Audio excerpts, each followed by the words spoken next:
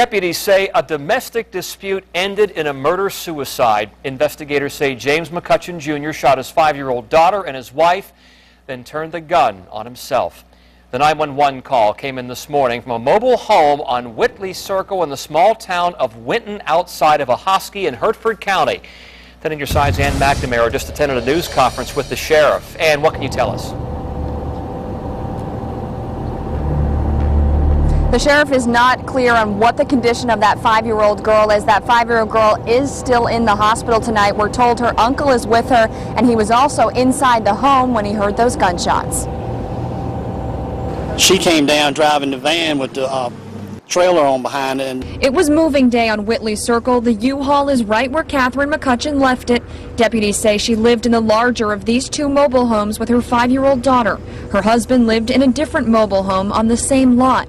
The setup seemed strange to neighbors, but they didn't ask questions. They just looked like a normal family, you know. You never know anything was wrong with them. Until this morning, when a DOT worker in the area heard gunshots and called 911.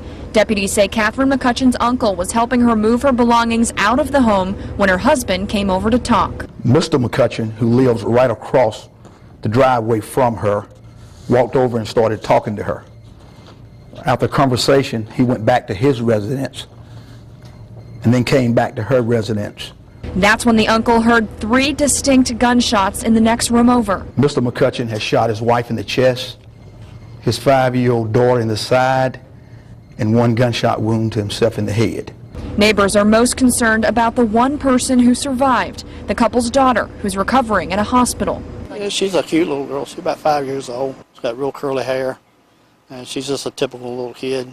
She's always real happy like. The sheriff says there was no history of domestic abuse, no previous calls to the home. It's hard to make sense of what happened. To do that to your wife and child is, I don't understand, no.